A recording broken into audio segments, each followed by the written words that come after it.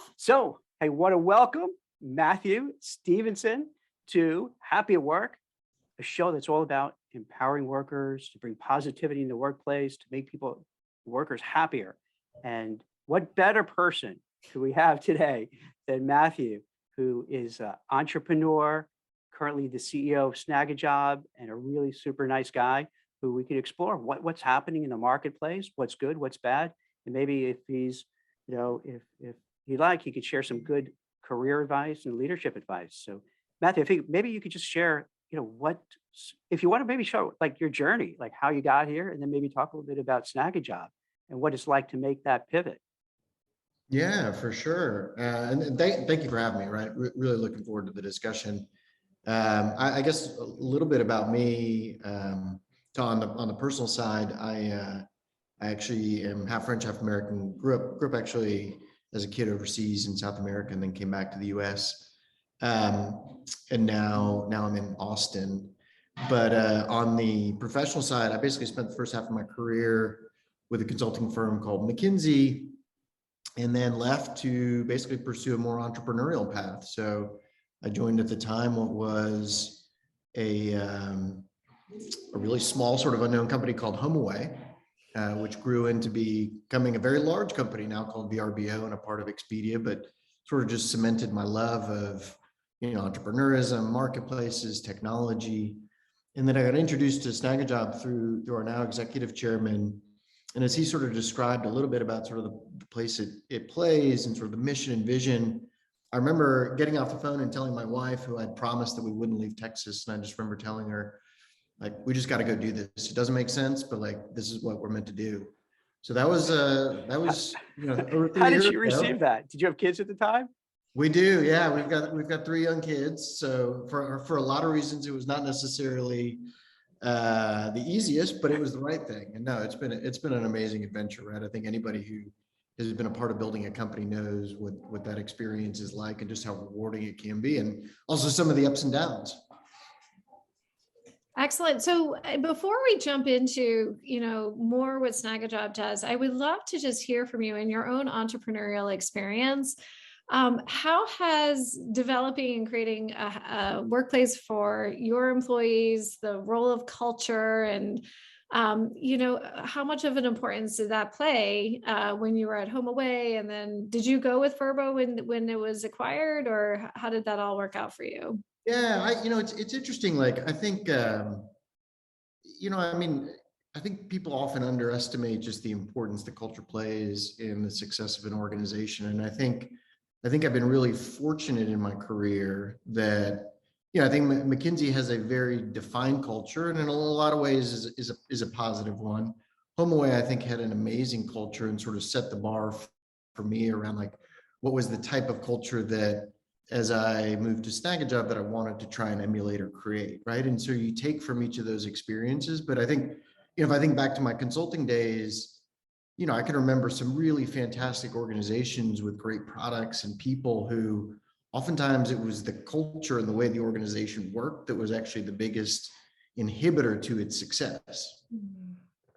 So interesting. So have you developed kind of a game plan? Hey, I see what worked, what didn't work. Here's what I'm going to do now that I'm heading up Snagajob. Yeah, my take on it is like, hopefully you use pattern recognition to say, hey, are there some things that are core to sort of my principles that I want to make sure are in place? And then you don't necessarily want to just repeat the playbook, right? Like I wouldn't be so presumptuous to just say, well, I want to emulate what we had at HomeAway here at Snagajob or vice versa. But I think there's certain tenets that have become really important to me. I think for me as an evolutionist example, and happy to talk about, like, I think where we're sort of saw the opposite of this, even just amongst myself, is around like the importance of transparency with your employees, right? There was a time in my career where, I may have believed in trying to sort of shield people from challenging or difficult situations or context. And, I think I've increasingly realized that at the onset of COVID, this was a sort of a prime example of just how important it is to treat people like exactly what they are, adults and peers and colleagues. And, we all want to process information. We may process it differently, but again, like people really value when you frankly are transparent with them. And so today, as an example, we've now probably, I think we are probably the most transparent of any organization I've ever been a part of. So every week we go through with the entire organization, all of the operating metrics of the company, which in prior lives, might have just been the management team going through it. And we talk through exactly what's going on, right? And we I think also have tried to look for certain characteristics in people. So things like intellectual curiosity. I have a really strong orientation around making sure that our people care most about what's right for our customer and the organization, and less about what's right for their function.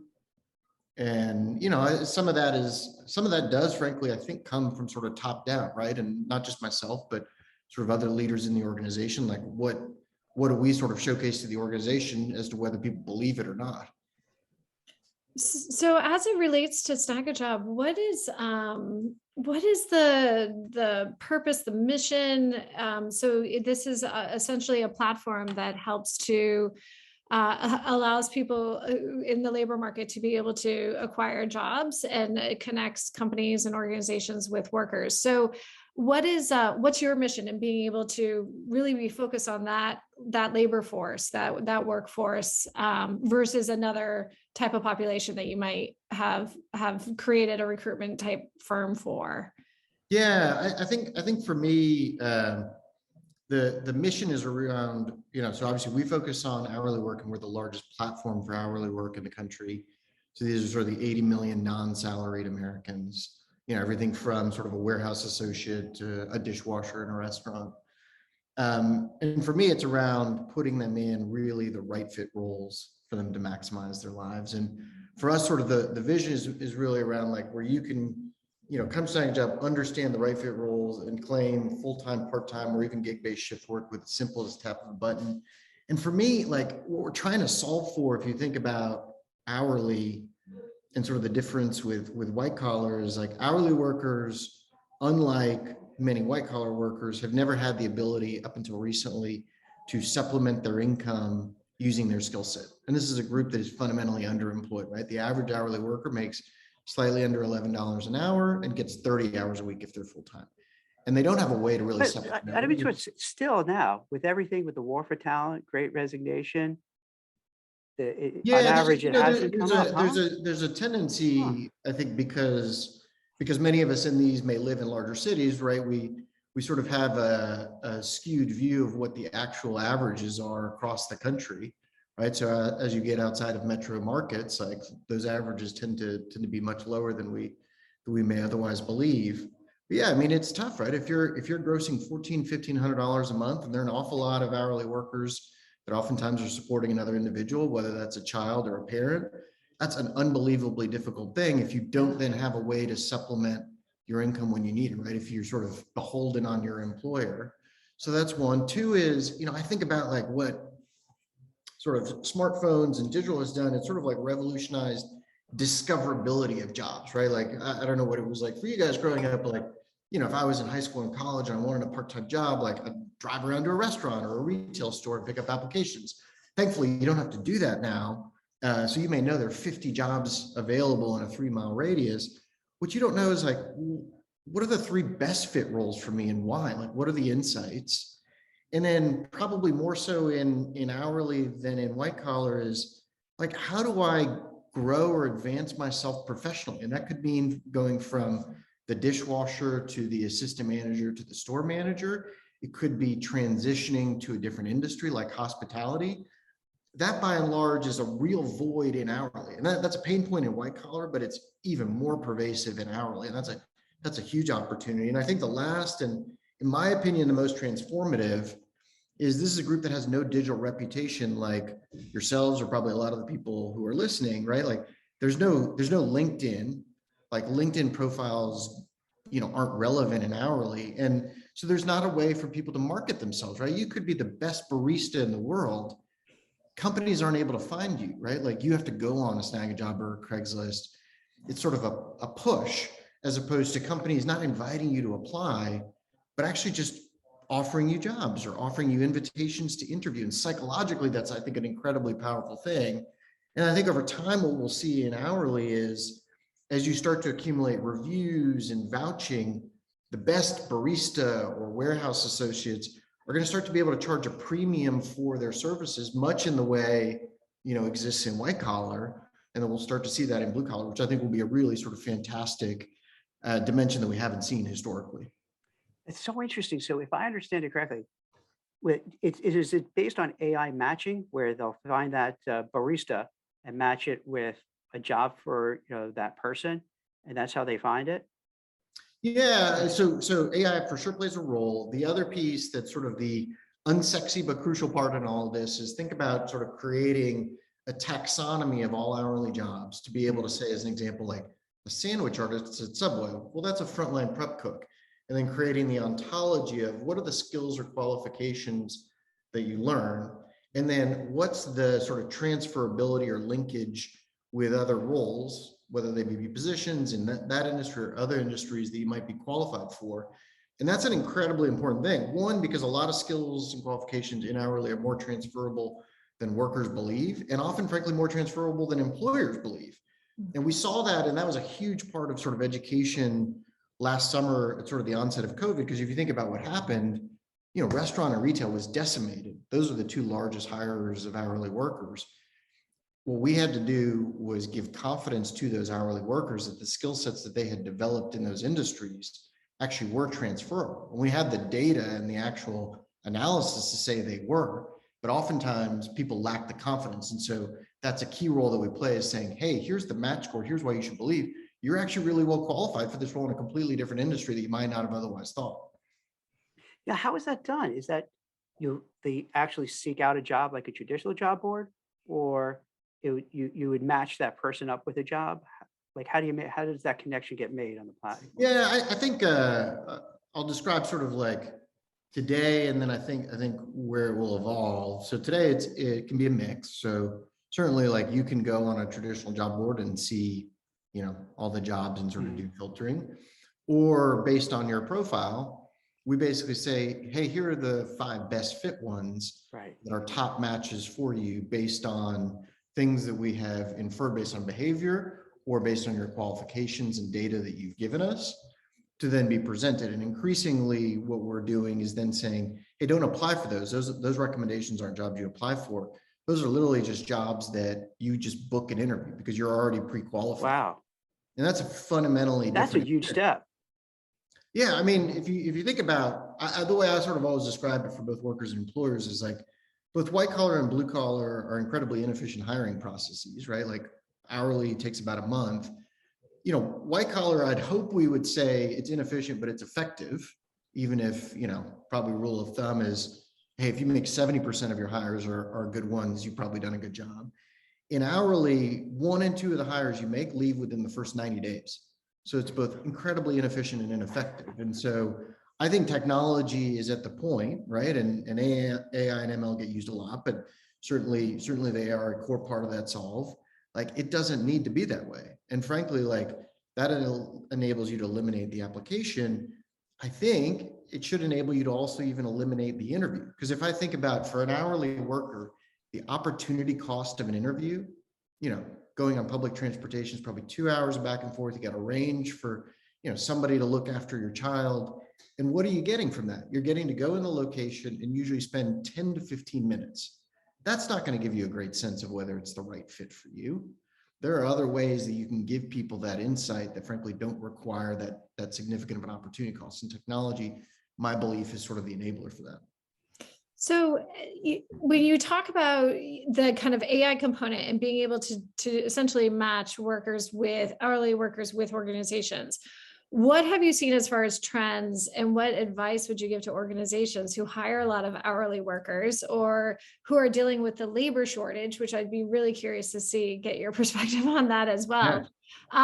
My brother owns a restaurant on Cape Cod, and it's really hard to find labor on Cape Cod right now. What kinds of things should he be thinking about as far as recruitment? First, you should sign up to Snagajob. Yeah, I'm going to go send them to your site. But what kind of things can organizations do to better recruit and retain those employees? Yeah, it's interesting. Like, a couple of thoughts there. One is one is around, I think there is still a little bit of a misconception around wages, right? I more times than I would expect still have to have a conversation around, what paying sort of the right wage is, or market clearing wage to be able to attract workers. And I think early in the recovery, I think there was still this sort of, I think, misconception around, hey, this is episodic. I can solve it through sign-on bonuses that don't then sort of create this sort of structurally higher cost. I think still there's a piece around making sure that you actually have a competitive wage. And then increasingly, listen, I think what we're seeing, and I mentioned this to Jack the other day, which is I think we are genuinely seeing the white collarization of blue collar. And for me, that means that because of what is now being afforded to blue collar workers in terms of some degree of financial flexibility that they've never had, they're sort of resetting expectations and have the opportunity to say, hey, what are you doing to invest in me?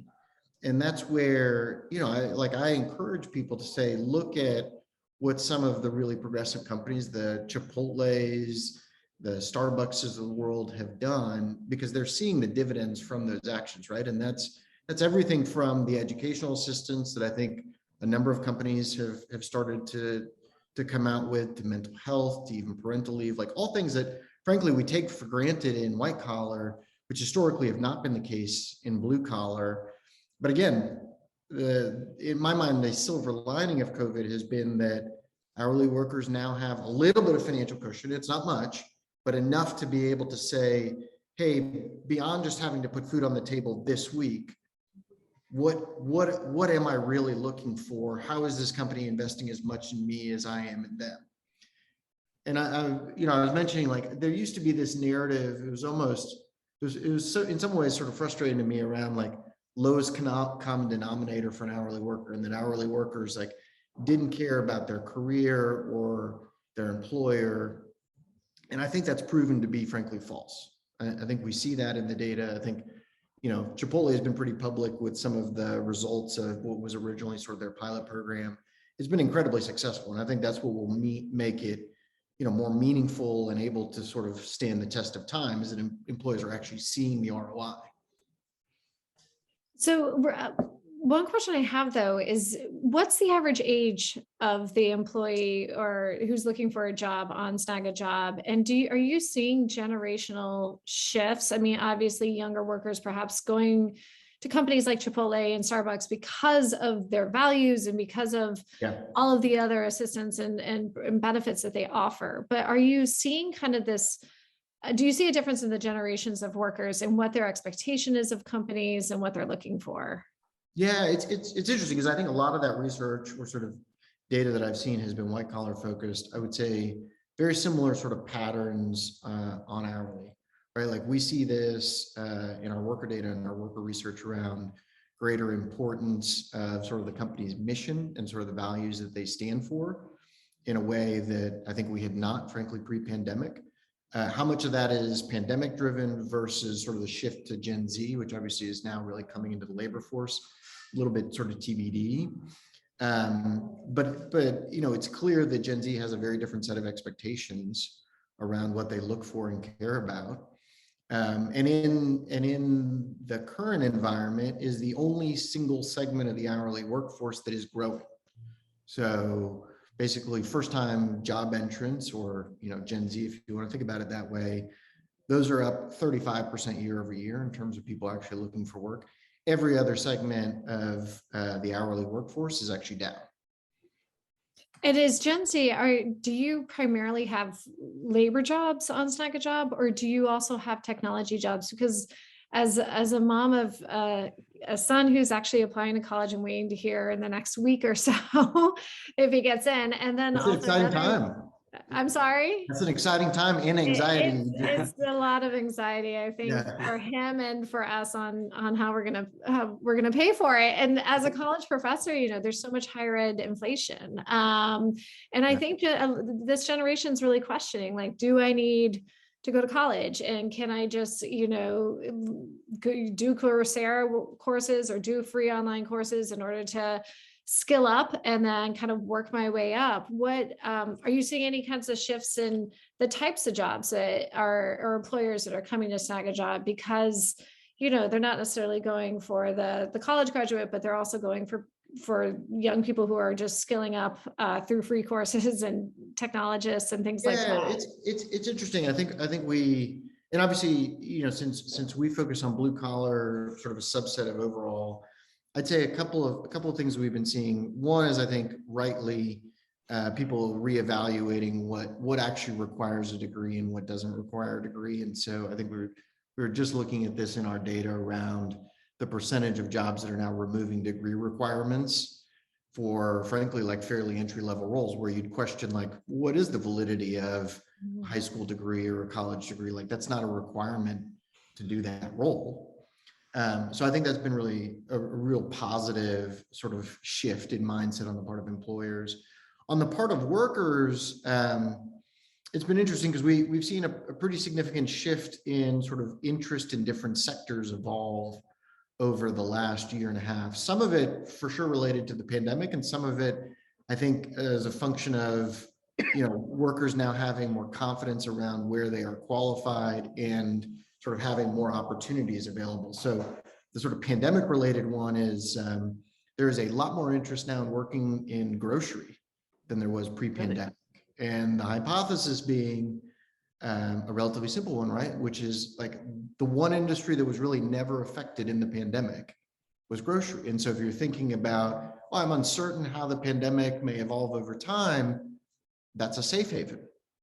The other area that we've seen a really strong uptick in just in the last 4 months has been hospitality. And that's because obviously we've seen a big snapback in particularly domestic travel and leisure travel. And that's an industry that has always been really appealing to hourly workers. And I think people now have greater confidence that they actually are qualified to transition from other industries into that. And how has Snagajob, how have you fared during the pandemic? I mean, are your organization, you have how many employees in your organization? We've got about 250. Okay. Are they work from home? Are they in the office? How have you all fared as well? Yeah, I think, like a lot of people, I think we were already good about sort of how we managed a distributed workforce pre-pandemic. Like everyone else, we moved to sort of fully remote at the onset of the pandemic. We reopened our offices probably over the summer at some point, but made a decision, a very conscious one, to say the offices are a resource, but they are a resource for you to use at your discretion. Like, your success here will not be tied in any way, shape, or form to whether or not you choose to use those resources. And for me, I think I've always probably been hopefully on the more progressive end is thinking about sort of remote work, but I probably had some preconceived notions around the efficacy of something like problem solving remotely. I think that's proven to be categorically false, right? Like, we're just as effective problem solving remotely as we were, on a whiteboard together. I think what people miss, and we're trying to navigate this like a lot of companies, is we've seen overall over the last 18 months, I think, actually higher engagement levels. I think as we start to get closer to quote unquote the other side of the pandemic, is how do you still create sort of the sense of like community and bonds that people had, which sometimes they got from the office. And again, like, I never thought about it as I want to sit in a cubicle for 8 hours a day to have a 15-minute water cooler conversation or have lunch with somebody. Like, that's a pretty high opportunity cost. What are the ways that we can create some of that sort of like just human to human connection that people really still value?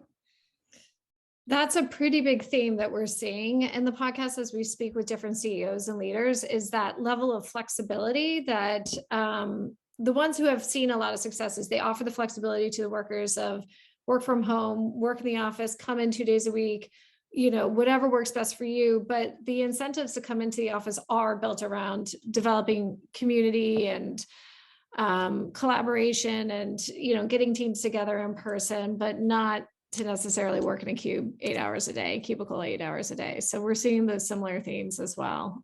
It's interesting. Like, we have we're getting the leadership team together for the first time since the onset of the pandemic in person next week. And I would say the primary purpose of that is actually not business oriented. It's actually more to just spend time together as individuals. We'll spend a couple of hours of that, related to talking about sort of the company and what we want to achieve next year, but it's a lot more around that sort of human to human interaction. And that's, I think, for me, it's been a really positive shift around saying like, hey, some of the things that, may or may not have, been requirements to be successful in my sort of prior life, they just aren't requirements, right? Like it doesn't have to be that way. And I think that's been in some ways like a challenge for a lot of leaders who may have grown up saying like, well, this is the way that I became successful in my 20s or in my 30s. But listen, like that's the fun part about like business and about working is that like, you get to reshape the narrative. Mm-hmm. Yeah, it's interesting because, coming from McKinsey, a very buttoned up, old school kind of place to now, hey, we're going to be remote, we're doing all these things.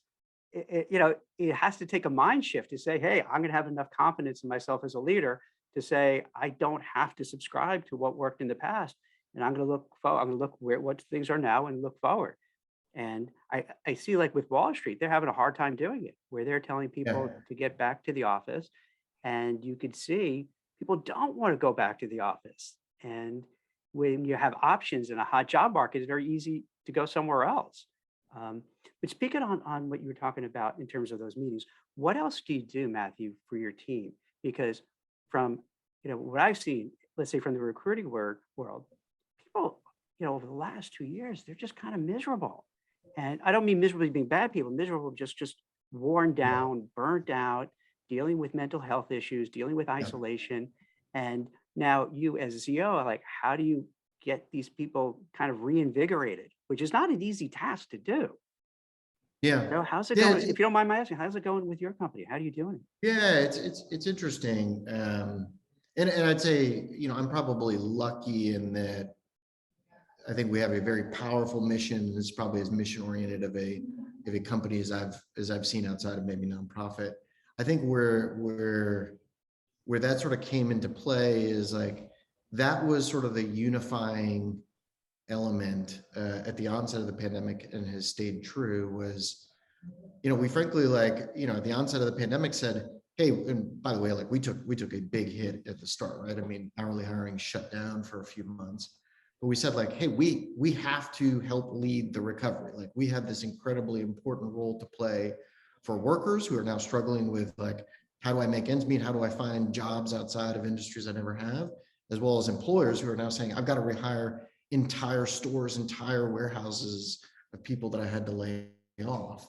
And so that was this like tremendously galvanizing force.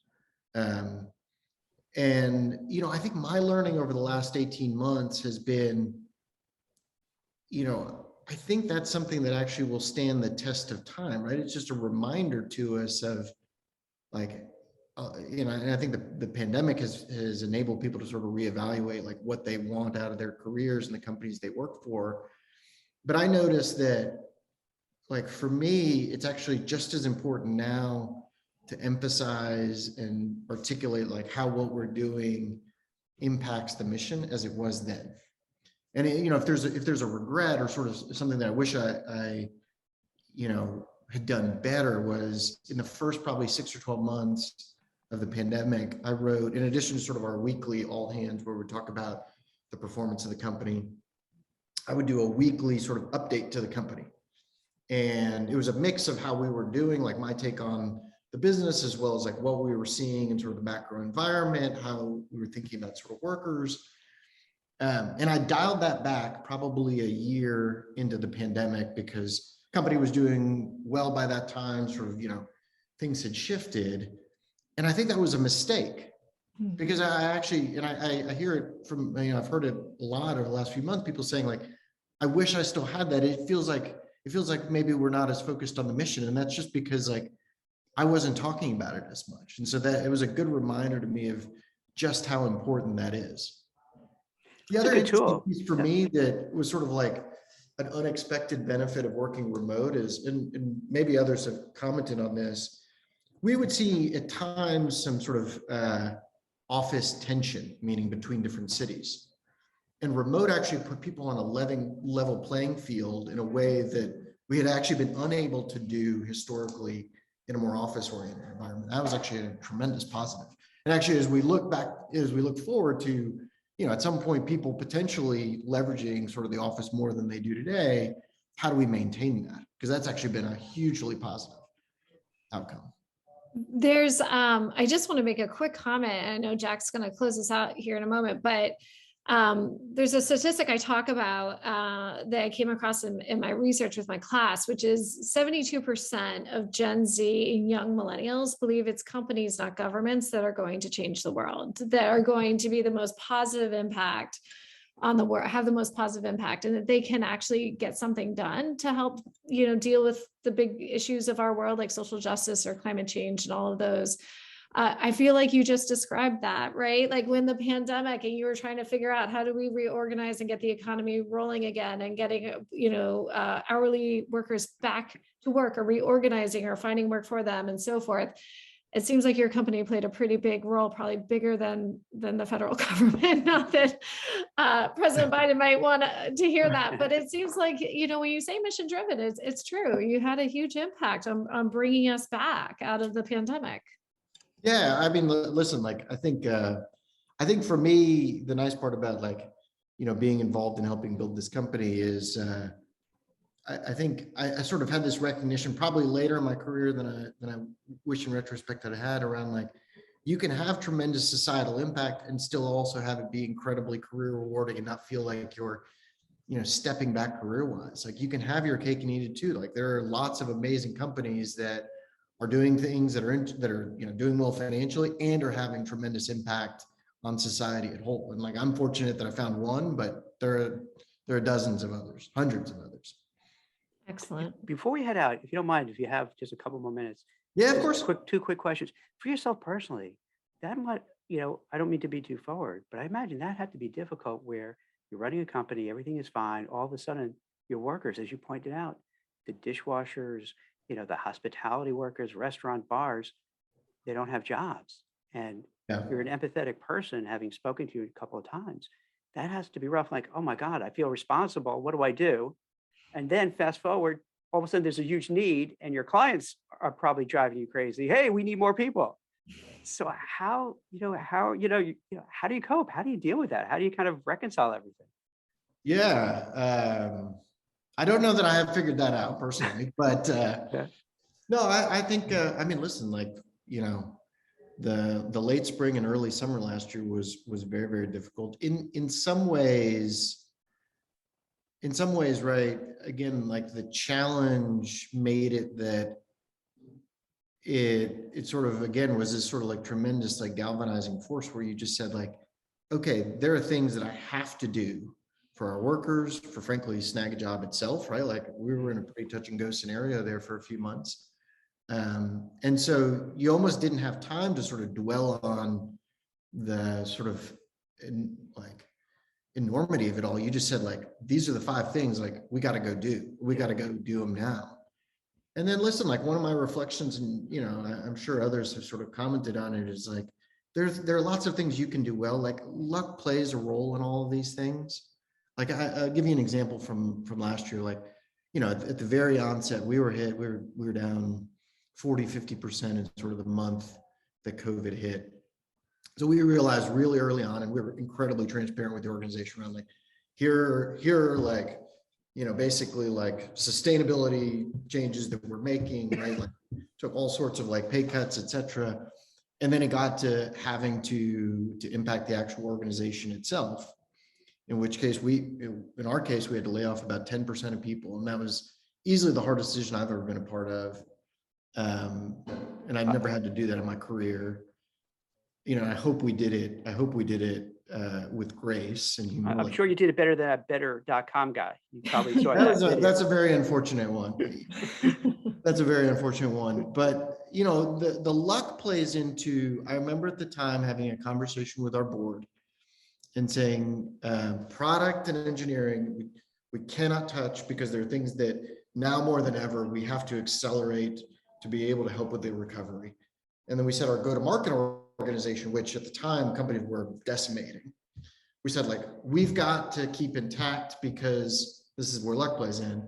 I said, I think based on my, Googling that the pandemic is going to start to ease up in early summer, like it did in 1918, and we're going to see a much quicker recovery. Well, the reality was we obviously did not see that. We're 18 months in, but we actually did see a quicker recovery. And so that's where luck, like it plays a role in this. And like, yeah, you have to do things like you have to work hard, you have to treat people well so that they're motivated and inspired, but like luck plays a role in all these things, right? Like, Absolutely. The that other was a thing bit of too, a bet the company, right? Like, had I been wrong on that, we would be in a tough spot. I would give yourself a little bit more credit than luck. I think it's probably knowledge and preparation played a big role in it. So that's my take. And maybe a little bit of luck. So Yeah. the other thing too, like you just dropped it like it was nothing, but to me, it's kind of mind blowing where you're saying if you could then, let's say on your platform, have somebody who could be ranked as like the top barista, Yeah.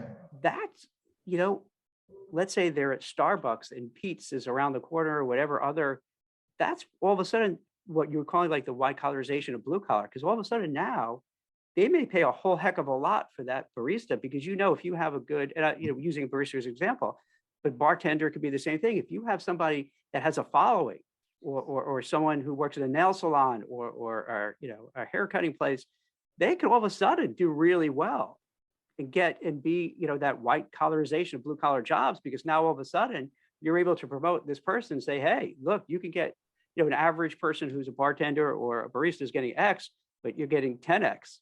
So that for that person is a game changer. That's a life changer in terms of building out their career. Yeah. I mean, I think for me, like, oftentimes historically, like companies would say, well, this is what I pay for X role. In white collar, most companies have sort of a band that, right. Based on the individual involved, you're willing to do X or Y.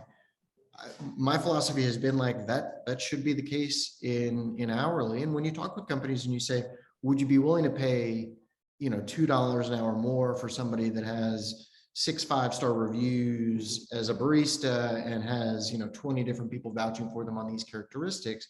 Yeah, people say, yes, absolutely. And for me, like giving them the optionality of earning that $2 more, I think is tremendously powerful. Yeah. Again, like psychologically, the ability to make someone feel wanted, I think is a game changer in hourly. Because again, I talked about it, right? That world's best barista, unless he or she goes on a job platform, historically, like they haven't been able to have companies seek them out, right? In white collar, you might have a search firm, you might have, a recruiter reach out to you. That has historically not been the case now. I think that's just like psychologically an incredibly powerful thing as we try and break the stigma, quote unquote, of blue collar. Tessa, Matthew, what do you think about this too? Where, Tessa's oldest is going to college. I have one who literally just graduated recently and my daughter's in college. Kind of thanks, but boy, is it freaking expensive. It's ridiculous. Yeah. And the minute you're gone, God forbid they try to help out with career advice or getting you something. You're like, hey, thanks for all the money. Take care. See ya. So I wonder, do you think with the re-emergence, going back to like, the 1950s, we talked about last night, right? Where, you could have a certain blue collarish job and have a house and a family and all that kind of stuff. 2 cars, picket fence, the whole deal. Do you think if things keep going the way it is, a lot of parents are going to start saying, this is nuts. I'm going to pay $30, $40, $50, $60,000 a year for 4 years, maybe longer. And then they want an MBA or a JD, even more. And this is just cost prohibitive because you see so many millennials who, are putting off having kids because they're just drowning in debt, and maybe say, hey, wait a minute. If all of a sudden, your marketplace and the people that you place and you deal with, if that starts getting paid better and there's more of a way to kind of go on and maybe they do offer free, if you go to Walmart or Amazon, you get free tuition. Yeah. That a lot of parents might be telling their kids, you know what, maybe, you're handy. So maybe, think of welding or think of carpentry or think of electric, what have you.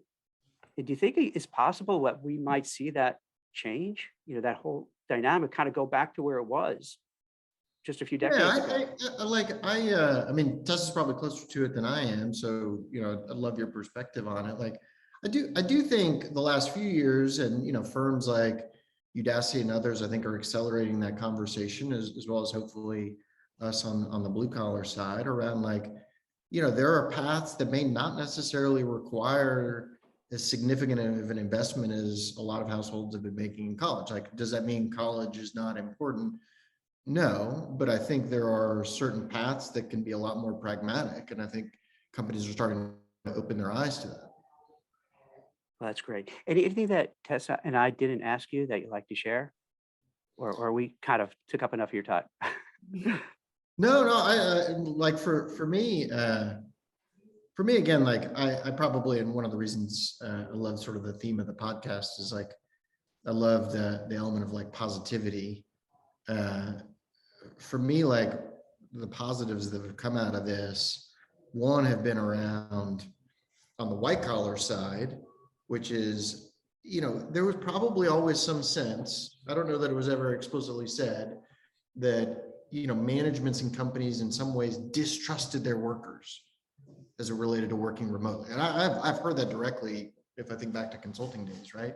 Like, oh, well, are they really going to work as hard as I am if they're outside of the office? I think hopefully the last 18 months has proven definitively that yes, they can be trusted, and you probably always should have trusted them. And then I think the other has been on blue collar, which is, blue collar has been the backbone of everything that we do in the economy. I think it has been wonderful to see, a greater appreciation for what frontline workers and blue collar workers do in our country, as well as a better understanding of the linkage between their efforts and actually the P&L results of a company, right? Like, go look at the earnings of a lot of major hourly employers today. They will a lot of times size the impact of not having been able to have sufficient staff. I think that's tremendously enabling, because that historically was always viewed as sort of a cost center. Now I think people are saying, hey, actually, this is a real driver of productivity and of performance of my company in a way that I don't think I had seen from most companies historically. And so for me, those are really two very, very positive outcomes. Well, that's great. That's a great way to end it. A very positive, forward-looking, mindset. And I really appreciate. I think you have to be positive if you're an entrepreneur, because yeah, right. No choice, right? There's a great quote that I heard from somebody, which was like, when you're building a company, it is basically tackling a series of setbacks with great enthusiasm. I thought that was like a perfect metaphor for it is. It is. So I really appreciate you taking time. This was great. It was a really great conversation. It's awesome, and I'm glad we covered a topic that you don't hear too much about, which you should, for all the reasons you talked about, Matthew. So thank you so much. Yeah, likewise, guys. That was great catching up. Excellent.